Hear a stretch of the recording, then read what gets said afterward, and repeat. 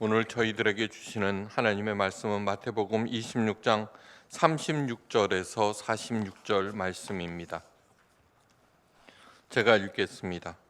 이에 예수께서 제자들과 함께 겟세마네라 하는 곳에 이르러 제자들에게 이르시되 내가 저기 가서 기도할 동안에 너희는 여기 앉아 있으라 하시고 베드로와 세베대의 두 아들을 데리고 가실새 고민하여 슬퍼하사 이에 말씀하시되 내 마음이 매우 고민하여 죽게 되었으니 너희는 여기 머물러 나와 함께 깨어 있으라 하시고 조금 나아가 얼굴을 땅에 대시고 엎드려 기도하여 이르시되 내 아버지여 만일 할만하시거든 이 잔을 내게서 지나가게 하옵소서. 그러나 나의 원대로 마시옵고 아버지의 원대로 하옵소서 하시고 제자들에게 오사 그 자는 것을 보시고 베드로에게 말씀하시되 너희가 나와 함께 한 시간도 이렇게 깨어 있을 수가 없더냐.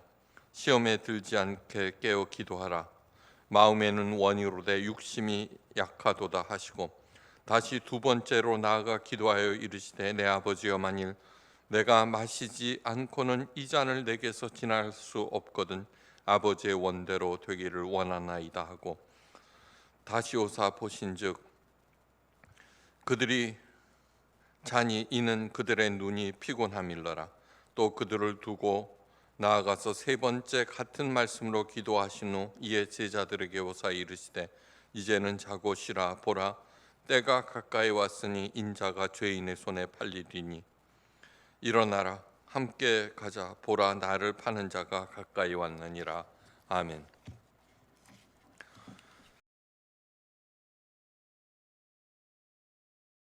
낸시 플로레라는 분이 보이지 않는 가슴이라는 책을 썼습니다. 이 보이지 않는 가슴이라는 책은 아담 스미스가 쓴 보이지 않는 손에서 얘기합니다. 이 세상의 경제는 보이지 않는 손에 의해서 움직인다라고 하는 경제학에서 나온 말입니다. 이 보이지 않는 가슴이라고 하는 것도 마찬가지입니다.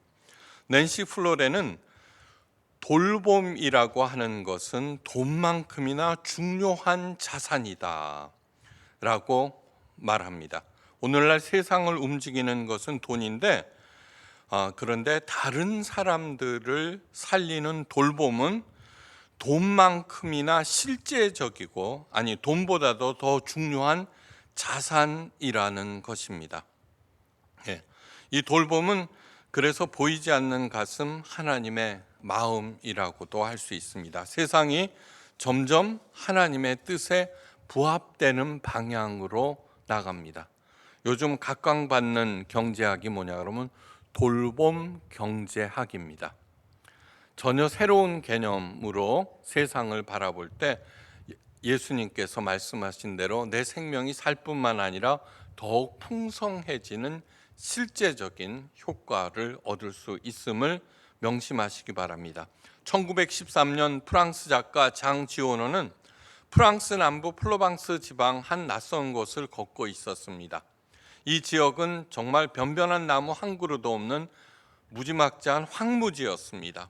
날이 어두워져서 유숙할 곳을 찾았으나 그런 곳에 민가가 있을 리가 없었습니다. 그때 어두움 속에서 한 사나이가 나타납니다. 그의 이름은 엘제아르 부피에입니다. 홀로 양을 치면서 살아가는 50대의 중년 남자. 그는 장 지오노를 집으로 안내하고 따뜻한 수프를 끓여 주었습니다. 그리고는 자루에서 뭔가를 꺼내서 식탁에 쏟아놓고는 실한 것과 상한 것을 골라내기 시작합니다. 그것은 도토리였습니다. 정성스럽게 알찬 도토리 100개를 골라낸 다음에 다시 자루에 담았습니다. 다음 날 아침 식사를 차려준 후에 아무 말 없이 그 도토리 자루를 들고 산등성이를 올라갑니다. 그리고는 정성스럽게 도토리 한 알 한 알 심어 나가기 시작했습니다. 그와 함께 있는 동안 이 부피에는 아무 말도 하지 않았습니다. 몇 년 후 1차 세계대전이 일어났고 온 유럽에는 무서운 파괴와 피비밀에 낳는 살육의 소용돌이가 몰아쳤습니다.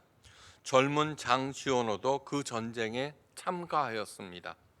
몇 년 후 전쟁이 끝나고 장지원호 작가는 기억을 더듬어서 그곳을 다시 찾습니다. 부피가 거기에 여전히 있을까? 그런데 놀랍게도 그는 여전히 거기 있었고 여전히 하루에 100개의 도토리를 심었고 어느덧 그 주인은 푸른 숲으로 바뀌어 가고 있었습니다. 그로부터 22년이 지난 1935년 한 산림 감독관이 처음 보는 울창한 숲을 발견하고 당국에 보고합니다. 의회는 그 숲으로 조사단을 파견합니다. 여러 전문가들은 이 엄청난 숲은 자연이 준 선물이라고 결론을 내립니다. 이 이야기는 장지오노의 나무를 심는 사람이라는 짧은 책의 내용입니다. 원래 엘제아르 부피에는 사랑하는 아내와 외아들과 함께 농사를 지으면서 행복하고 건실하게 살았는데 그만 그 아들이 죽고 뒤이어서 아내마저 죽었습니다. 그 후 부피에는 사람이 전혀 살고 있지 않는 이곳으로 들어오게 되었습니다. 어느 날 슬픔에서 깨어나고 나무가 없어서 이곳의 땅이 죽어가고 있다는 생각, 그것을 문득 깨닫고는 이 상태를 바꾸어 보기로 결심하고 그렇게 한 것입니다. 그렇게 10년, 20년 지나자 황무지는 점차로 울창한 숲으로 변화되었고 말라붙었던 시내에는 물이 흐르기 시작했고 떠나갔던 사람들이 다시 돌아와서 마을을 이루기 시작했습니다. 장지오노의 고향 남플로방스 소도시 마노스코의 입구에는 이런 팻말이 걸려 있습니다. 이곳은 프로방스의 위대한 작가 지오노가 태어나고 살던 잠든 곳이니 조용히 해주시기 바랍니다. 정말 위대한 사람은 작가 장지오노가 아니라 홀로 말없이 나무만 심었던 양치기 엘제아르 부피에입니다. 그는 오직 한 가지 일에 생명의 일에 전념했던 그 폴리에르 엘제아르 부피에 앞에서 우리는 조용해져야 합니다. 그런데 우리가 입을 다물고 토를 절대로 달지 않고 언제나 조용해져야 하는 사람이 있습니다. 바로 우리 예수님이십니다. 예수님의 가르침에 대해서 그분께서 하신 행동에 대해서 우리들은 토를 달지 않아야 되고 언제나 그분 뒤를 쫓아가야 합니다. 엘제아르 부피에가 나무를 심기 위해서 이 땅에 왔다면은 예수님은 십자가에서 돌아가시기 위해서 이 땅에 오셨습니다. 예수님께서 무엇을 하셨던 간에 그 일들은 모두 십자가에 달리기 위한 일이었습니다. 언젠가 반드시 죽을 우리 인간들은 살 생각만 하는 반면에 예수님은 언제나 죽으실 생각만 하셨습니다. 오로지 십자가를 향해서 뚜벅뚜벅 가셨던 것입니다. 예수님은 이 땅에 죽으러 오셨습니다. 이 죽는다는 것은 무엇이냐 하면은 자신을 다른 존재를 위해서 내어준다는 것입니다. 십자가에서의 죽음은 돌봄의 최상급을 의미합니다. 살면서 다양한 사람들과 관계를 맺습니다. 그 관계가 얼마 후에 벽에 부딪혀 버립니다. 그 벽은 더 이상 내 자신을 당신에게 내어주지 않겠다는 그곳입니다. 나는 더 이상 당신을 위해서 죽지 않겠다는 그런 곳, 돌봄이 멈춘 그런 곳을 의미합니다. 사람들은 그 벽 앞에서 돌아섭니다. 그리고는 그는 그 벽에 갇혀서 외롭게 죽어가고 그리고 곧 잊혀집니다. 예수님은 2000년 전 이 땅에 오셨으나 여전히 그분으로 인하여서 많은 사람들이 변화되고 죽었던 사람들이 살아납니다. 그 이유는 예수님은 죽으러 이 땅에 오셨기 때문입니다. 그래도 이 세상이 여전히 그래도 살만한 이유는 예수님처럼 자신을 내어주는 사람들, 다른 존재들을 위해서 죽어가는 사람들, 그런 사람들이 있기 때문입니다. 목사가 죽어야지, 목사가 죽어야지 교인이 살아납니다. 예.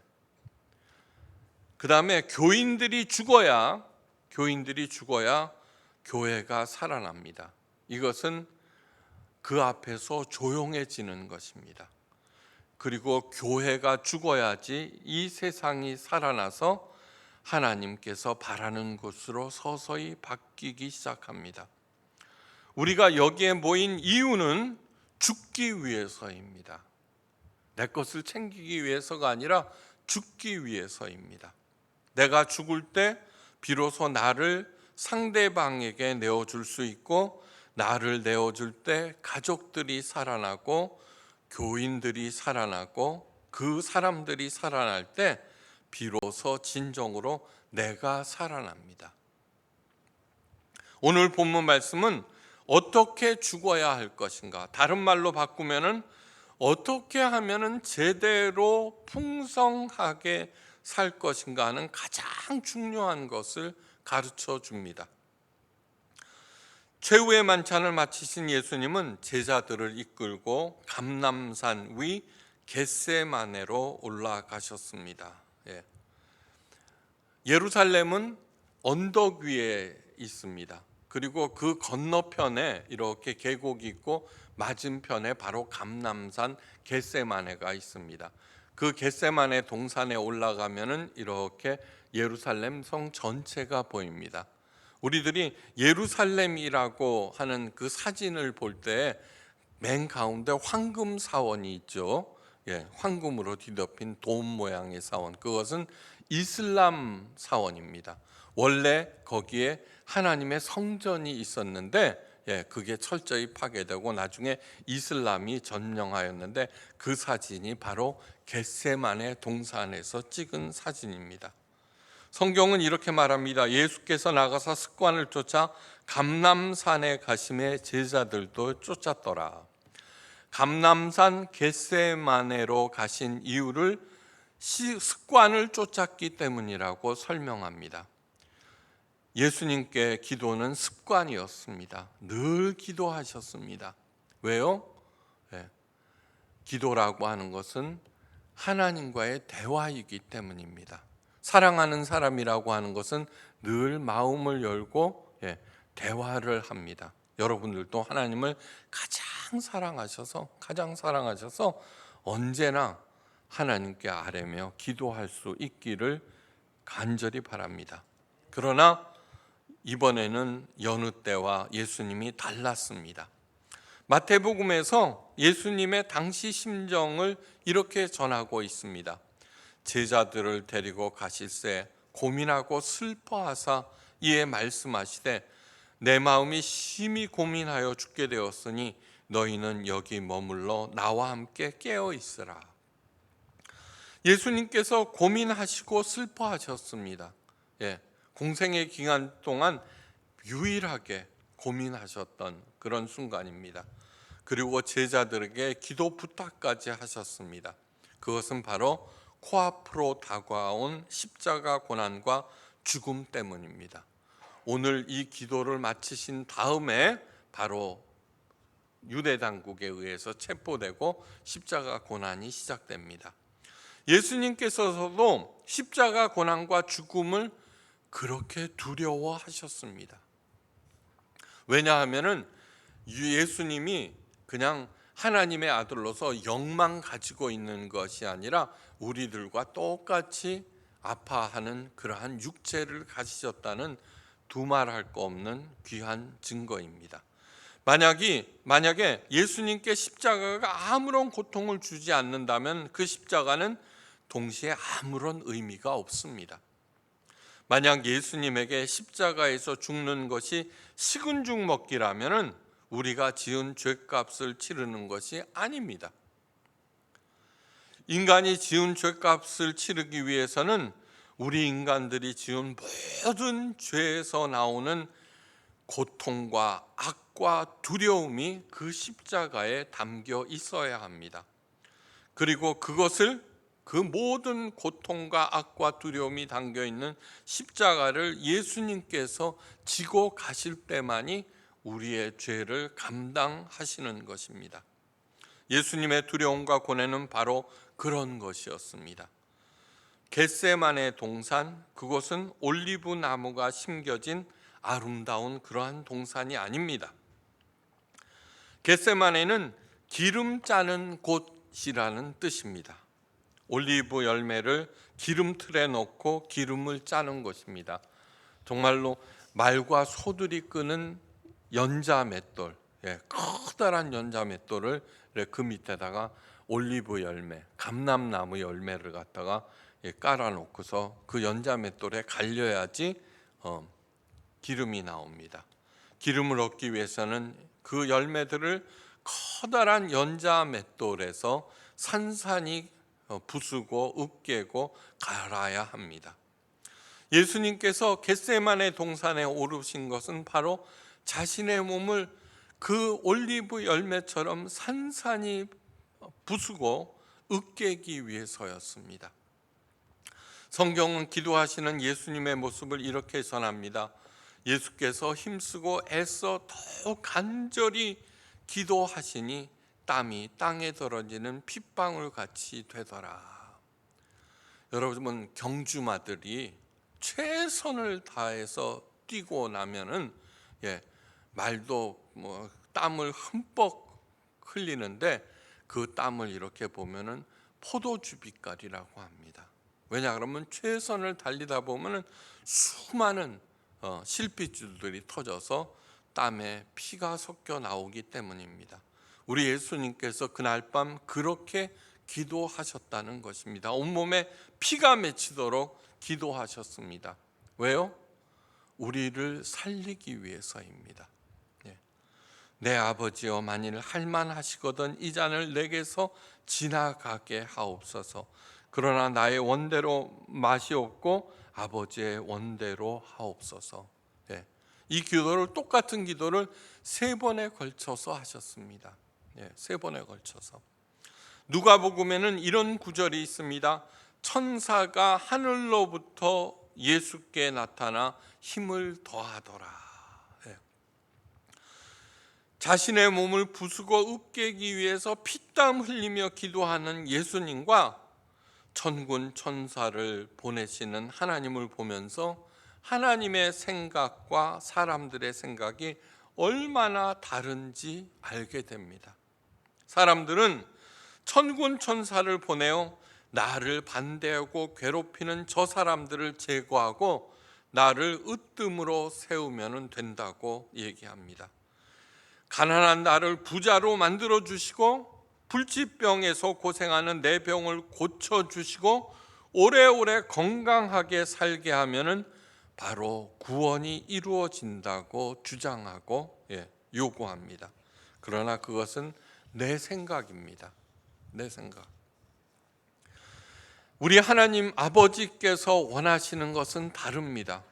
내 몸을 으깨고 갈아서 기름을 내어라. 십자가에서 내 몸을 찢고 부셔서 피와 물을 내어라. 그래야 내가 산단다.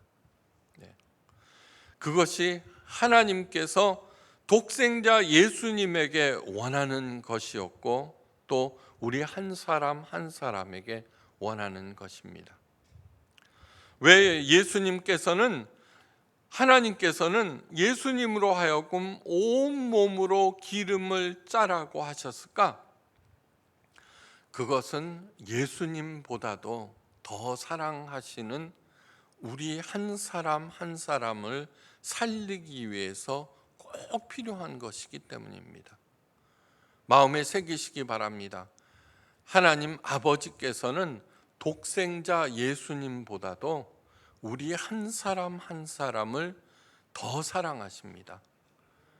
아무리 제가 제 아들을 사랑한다고 하더라도 절대로 누구를 위해서 너 가서 죽으라 절대로 하지 않습니다. 시원찮은 우리 아들을 누가 건드렸다가는 제가 가만히 있질 않습니다. 그죠? 그런데 우리 하나님께서는 자기 독생자 아들을 통해서 너는 저 사람을 위해서 나를 위해서 죽으라고 명령하십니다. 하나님의 그 사랑이 나에게 구체적인 현실이 되기를 간절히 바랍니다. 간절히 바랍니다. 예. 사람들에게 필요한 것은, 나에게 필요한 것은 지식과 능력과 돈과 명예와 권력과 건강이 절대로 아닙니다. 생명의 기름이 필요합니다. 낸시 플러레가 돌봄을 돈보다도 더 중요한 자산이라고 한 이유가 무엇이냐 하면은, 내가 다른 사람을 돌보기 시작할 때, 그를 도와주기 시작할 때 내 안에서 생명의 기름이 돌기 시작하기 때문입니다. 사람들의 메마른 심령에 생명의 불, 영원히 꺼지지 않는 불을 켜기 위해서 우리 예수님의 몸에서 짜낸 생명의 기름이 필요합니다. 그 외에는 구원의 방법이 없습니다. 그래서 천군 천사를 하나님 아버지께서 보내서 로마와 권세자들을 쳐부시는 대신에, 아픈 사람들을 낫게 하는 대신에, 가난한 사람들을 부자로 만드는 대신에 자신의 아들 예수님으로 하여금 생명의 기름을 짜내는 일을 돕게 하셨던 것입니다. 예수님께서 하나님의 구원 계획을 수행하기 위해서 홀로 그렇게 몸을 으깨시고 부수는 동안에 우리 사람들은 무엇을 하고 있었습니까? 제자들은 잠에 골아 떨어져 있었습니다. 하나님의 성전과 사람들의 심령에 불을 밝혀야 할 대제사장들과 서기관들과 바리새인들은 하나님의 불을 완전히 끄기 위해서 마지막 음모를 꾸미고 있었습니다. 아까 말씀드렸죠. 성도들이 살기 위해서는 목사가 죽어야 한다. 그런데 백성들을 살리기 위해서 죽어야 할 대제사장들과 서기관들과 바리새인들은 아니요, 오히려 불의 근원인 예수님을 꺼버리려고 그러고 작당하고 있었습니다. 예수님의 신뢰받던 제자 가룟 유다는 예수님을 팔아넘기는 일에 골몰하고 있었고, 세상 사람들은 여전히 원망과 수레, 큰 소리와 향락에 금짐과 걱정에 허우적거리고 있었습니다. 여러분들은 현재 무엇에 빠져 있습니까? 무엇에 빠져 있습니까? 사람들을 만나서 얘기해 봅니다. 사람들은요, 하나님의 약속에 빠져 있는 것이 아니라 자기의 생각에 빠져 있습니다. 자기의 생각에. 하나같이. 자기가 옳다는 것입니다. 그 자기의 생각에서 빠져나오지 않는 한 살 길이 없다는 것을 마음에 새기시기를 바랍니다. 예수님께서 요한계시록에서 중요한 말씀을 하십니다. 이는 이 땅의 주 앞에 섰는 감람나무와 촛대니라. 이는이라고 하는 것은 성도들은 주 앞에 서 있는 감람나무, 올리브나무와 촛대라고 하는 것입니다. 이 말씀은 우리가 누구인지 또 누구여야 하는지 알려주시는 중요한 말씀입니다. 우리들은 올리브나무가 되고 촛대가 되어야 한다는 얘기입니다. 하나님께서 우리를 세상의 촛대와 감람나무로 세우셨습니다. 그렇다면 우리들이 스스로에게 물어야 할 것이 있습니다. 나는 불을 밝히고 있는가? 나는 불을 밝히고 있는가? 거룩에 해당되는 히브리어 카도시, 교회에서 가장 많이 쓰는 말이 거룩이죠. 거룩은 히브리어로 카도시입니다. 이 카도시에 대한 얘기는 제가 가장 많이 하는 얘기입니다. 이 거룩에 해당되는 카도시는 가장 먼저는 구별되다입니다. 무엇으로? 빛나다, 따뜻하다, 새롭게 하다는 뜻으로. 자, 거룩이라고 하는 것은 장엄하고 어둡고 비장한 그런 것이 아니라 밝게 빛나야 하고 따뜻해져야 하고 새롭게 되는 것이 진정한 거룩입니다. 창세기 1장 1절에서부터 그 얘기가 나옵니다. 이 얘기는 뭐냐 하면은, 사람들이 나를 만나면은 상대방이 빛나게 되는가? 상대방이 나를 만나면 따뜻하게 되는가? 상대방이 나를 만나면 새롭게 되는가를 그것을 확인하시고 점검하셔야 합니다. 그래야지 거룩한 사람, 구별된 사람, 진정한 성도, 진정한 감람나무와 촛대가 됩니다. 난 저 사람 만나면은 마음이 어두워져. 아무리 그가 목사이든 장로이든 높은 사람이든 아니요, 그건 존재가 아닙니다. 존재가 아닙니다. 내가 하는 행동으로 상대방이 눈살을 찌푸리는가, 그렇게 해서는 절대로 안 됩니다. 촛대는 불을 밝히는 도구입니다. 당시 불을 밝히기 위해서는 올리브 기름을 사용하였습니다. 그래서 이는 이 땅에 주 앞에 섰는 감람나무와 촛대니라고 말씀하신 것입니다. 어떻게 하면 내 안에 불을 밝히는 기름이 나올 수 있을까? 예수님께서 말씀하십니다. 저희가 굵은 베옷을 입고 1260일을 예언하리라. 제일 먼저 해야 되는 것은 굵은 베옷을 입는 것입니다. 굵은 베옷을 입는다라고 하는 것은 겸손하라는 말입니다. 겸손하라. 교만은 내가 주인이라고 생각하는 것입니다. 내 뜻대로 세상이고 교회가 돌아가야 한다고 말합니다. 상대방이 내 뜻대로 움직여야 한다고 생각하는 것이 바로 교만입니다. 이 교만은 나를 별 볼 일 없는 내 자신 안에 가둬버립니다. 아까 물었습니다. 나는 무엇에 빠져 있는가? 내 생각에. 그래서 결국 교만한 사람은 망합니다. 교만은 멸망의 선봉이라고 그래서 성경이 말합니다. 오늘 예수님께서 하신 기도의 내용은 무엇입니까? 내가 원하는 것은 이것입니다. 저 십자가구나 나는 지고 싶지 않습니다. 그러나 내 뜻대로 마옵시고 아버지의 뜻대로 하옵소서. 거기서 끝나는 것이 아닙니다. 그래도 그렇게 말하고 나서도 여전히 두렵습니다. 그래서 3번에 걸쳐서 똑같은 기도를 올립니다. 내 뜻대로 마옵시고 하나님 아버지 내 뜻을 꺾어 주시옵소서. 그래서 하나님 아버지의 뜻을 따르게 하옵소서. 바로 그것이 굵은 베옷을 입는 것입니다. 겸손은 내가 하나님의 말씀 속으로 들어가는 것입니다. 사랑이 무엇이라고 했어요? 상대방의 이야기 속으로 들어가는 것이라고 하였습니다. 그분의 생각과 그분의 능력과 그분의 영광에 나를 던지는 것입니다. 몽땅 연필이라도 하나님 손에 잡힐 때 그 어떤 천재도 그릴 수 없는 그림을 그려냅니다. 마더 테레사가 말합니다. 나는 하나님의 손에 들려진 몽땅 연필일 뿐입니다.